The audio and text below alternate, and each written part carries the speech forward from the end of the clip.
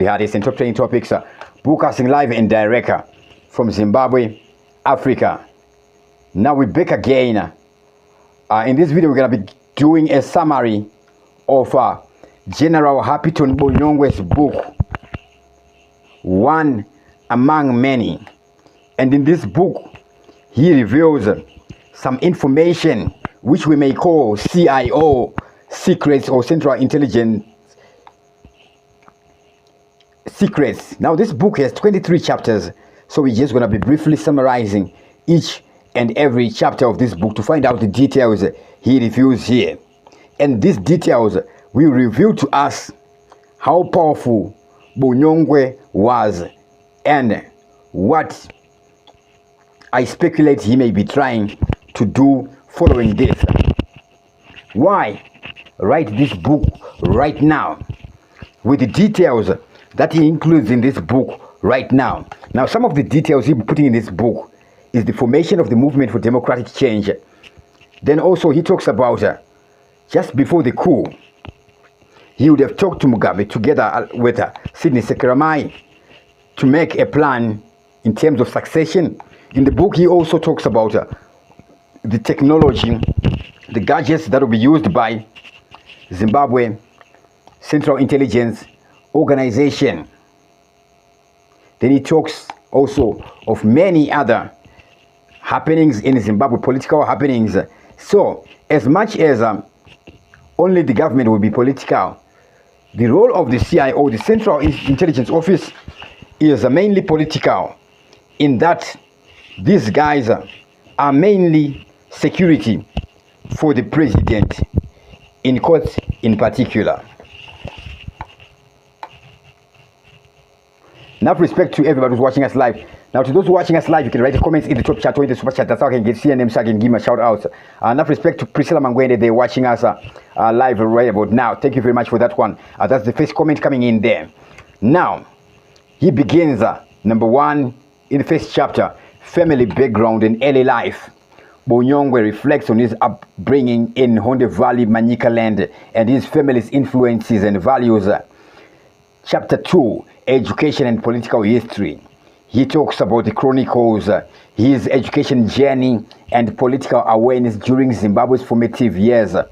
Number 3, the liberation struggle. Describes his own involvement in the fight for independence and the challenges faced by freedom fighters. Number 4, military training and deployment. Details his military training experiences and the importance of discipline in warfare. Service in Zimbabwe National Army will be coming at chapter 5, where we're seeing him now serving in the Zimbabwe National Army.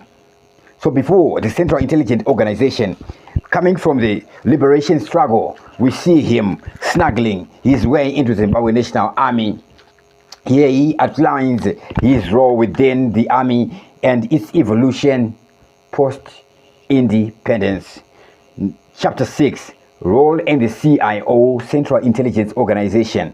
After serving in the military, he goes to State Security, Central Intelligence Organization, and he provides insight into intelligence operations and national security strategies during his tenure. So some of these will be covering them separately in each video should there be need to be doing that. This is a summary of the entire book so that we can know what the entire book is entirely about. Chapter number 7. He talks about Congo war involvement. He analyzes Zimbabwe's military engagement in the Democratic Republic of Congo and its regional implications. Number 8, Zimbabwe Land Reform Program. He discusses the controversial land distribution policies and their socio-economic impacts. So here, he is revealing everything as some people who are called most people would expect to be hearing, right? I'm not suggesting that there are people who like to be told what they want to hear, and having just done that, it is that. Now, chapter 10, 2008, elections and global political agreement. He examines political tensions during the elections leading to the power sharing agreement, where Morgan Tsvangirai would have gotten 47.something% and Mugabe would have gotten 43.something% there. We see in this chapter, he explains the role of the Central Intelligence Organization. Then chapter number 11. Chapter number 9, he goes economic challenges in Zimbabwe, highlights the economic instabilities and government responses and crisis. Then 2008, that is chapter 10, elections and global political agreement, GPA. We are seeing now the government of national unity almost coming into play right now, then they would come into play at that time. Number 11, emergence of the MDC opposition. Here, even though it's a later chapter, he is talking about the coming up or the beginning of the movement for democratic change, the MDC, and its impact on politics. Then it talks on national security issues, addresses threats to national security during turbulent political times. Chapter 13, Mugabe's succession crisis, explores internal party dynamics regarding Mugabe's leadership and potential successions.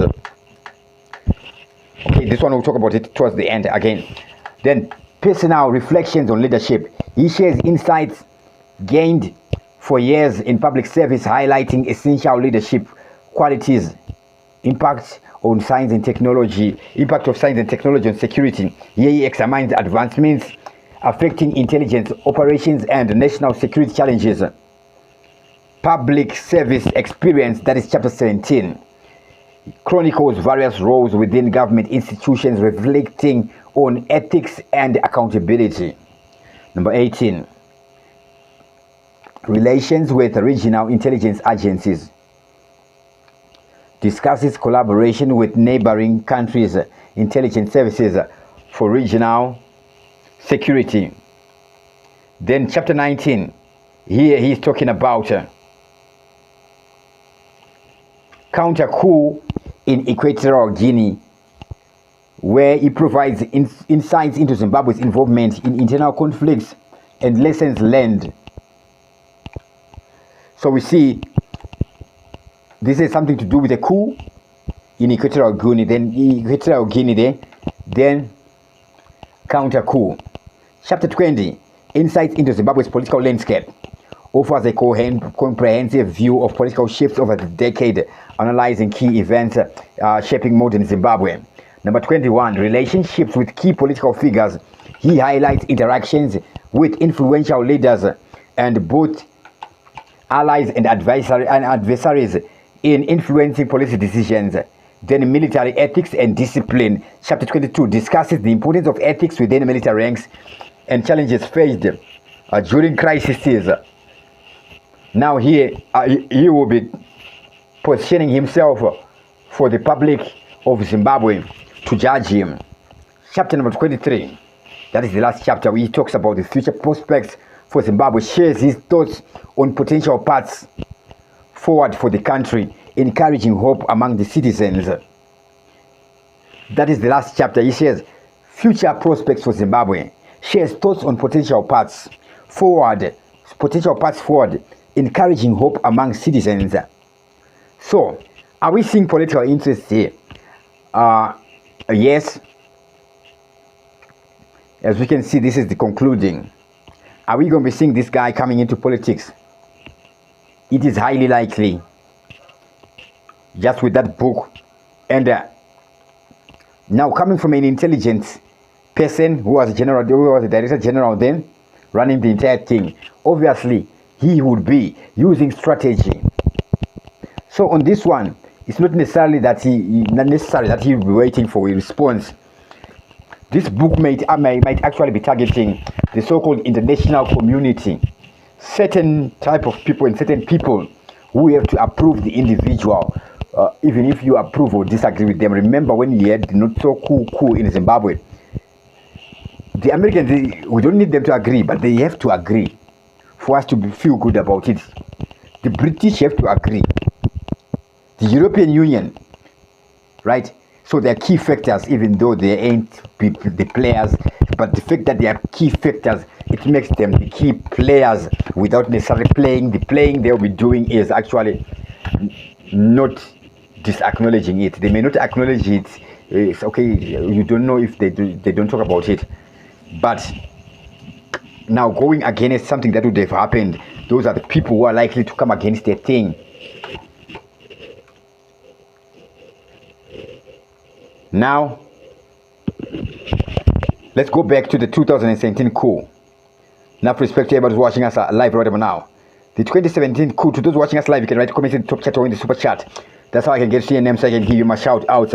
Alright, so right now I was going chapter by chapter in brief summary. Happyton Bonyongwe's book, one of many, in brief. So now we're just going to be covering the 2017 military coup and also the MDC into a little bit more detail there. Now here, before we go here, in fact, one among many, what does this mean? This is not a hidden statement, one among many. However, it is a strategically constructed statement such that when one reads it on face value, they don't face the value. They'll face the value on another read of it or another alternative meaning, right? But the alternative meaning is actually the main meaning, the overall meaning that would make more meaning. One among many does not mean an ordinary person, a member of the public. It says, this is an example, I'm a legend among many, one of the legends, one of Madara, one among many, wakaita seni, one general among many generals, wakaita seni, one among many who did what? Then he says, my contributions to the Zimbabwe story, one among many people who built Zimbabwe, one among many people who made Zimbabwe, ndiripo. It is a bold in that, and it is his right to do that. I should not be even speaking about it. It is his right to do that. As Zimbabweans, we are coming from traumatizing times where we think and assume that we have to justify each and everything, even though we'll be just saying something or sharing thoughts which is not doing anybody an injustice. Enough respect to famous Msonza there watching us live. Now, in his autobiography, one among many, my contribution to the Zimbabwe story, Happyton Bonyongwe describes his involvement in the 2017 military coup that ousted Robert Gabriel Mugabe as a culmination of ongoing succession issues. Key points include succession crisis. Bonyongwe would identify Mugabe's refusal to address succession planning as a primary catalyst of the coup. He and Minister Sidney Sekeramai previously warned Mugabe about this issue, but their advice was ignored. So we see Sidney Sekeramai and Happyton Bonyongwe warning Mugabe about the succession issue, and he as cited here, he suggests it is one of the things that may actually have led to the coup there. Then direct engagement. During a flight in 2015, Bonyongwe presented a report on the need for succession planning to Mugabe, with Grace Mugabe present. Despite shared concerns, they feared backlash from Mugabe, leading to the inaction 12. Now, coup dynamics. He sought permission from General Chiwenga to meet Mugabe during the coup, indicating no personal discord between them. Bonyongwe viewed the coup as an inevitable outcome of political tensions and factionalism within the ZANU-PF. Now here, Bonyongwe is saying he was not part of the coup, because we see him actually being appointed into cabinet following the coup, following ED being fired just before the coup. So in that, he has sent the message that not every military member was involved in the coup, right? But rather he's saying during the coup I would speak to Chiwenga to speak with Mugabe, whatever the detail is. But the clear point is the ones that would be his participation in the coup, not necessarily that he participated, but where we find him. So Bonyongwe viewed the coup as an inevitable outcome of political tensions and factionalism within ZANU-PF. Reflections on leadership. Bonyongwe reflects on how Mugabe's late decision to step down ultimately led to an ignominious exit rather than a dignified retirement. These insights provide a nuanced understanding of the internal dynamics leading to the coup and Bonyongwe's role during this pivotal moment in Zimbabwean history. In his autobiography, one among many, My Contribution to Zimbabwe's Story, Captain Bonyongwe also discusses the emergence of the Movement for Democratic Change, MDC, and its impact on the Zimbabwe's political landscape. Formation of the MDC. Bonyongwe reflects on the MDC's rise as a significant opposition party following its establishment in the year 1999, driven by widespread discontent with Mugabe's government. Response from the CIO. As Director General of the Central Intelligence Organization, CIO, Hapiton Bonyongwe is tasked with monitoring the MDC and countering their influence. This will be all happening because now ZANU-PF is viewing the MDC as a challenge to their dominance, and they're now at risk. So we see the CIO is tasked with monitoring the guys and clipping their wings. Then the year, now is the year 2008, dark days in Zimbabwe. Here we see Upton Bonyongwe recounts the aftermath of the 2008 elections, where the MDC, led by Morgan Tsvangirai, would gain substantial support. But we see Bonyongwe highlighting here how the state security forces are involved in suppressing opposition through intimidation and violence. Political dynamics. Bonyongwe notes that the emergence of the MDC forced ZANU-PF to adapt its strategies to maintain power, leading to increased factionalism within the party. Now, through these reflections, Bonyongwe provide insights in some of these complexities. And with that, I'm going to sign out right about now. I'll be back again at 11 p.m. I should electricity be back very quickly. Enough respect to everybody who is watching us live. Right now, I do not have an external power source. Other external, all my sources are ran out. So now I'm going to be having to wait for this Zesta Powerless, where we see basically in Zimbabwe nothing really works. Nothing is really functional. Load shedding here. I don't know why they even put the word load in the face. You can't use the load name in turning off electricity. Load. Okay, so but wait. There's no electricity. Of course, light photons are much less. Of course, that will be electricity moving. There is not necessarily light. Anyways, I'm gonna sign out. Thank you, everybody who was watching us live. Dr. Clarence Unonem, TV7 Live, the channel. Gracias.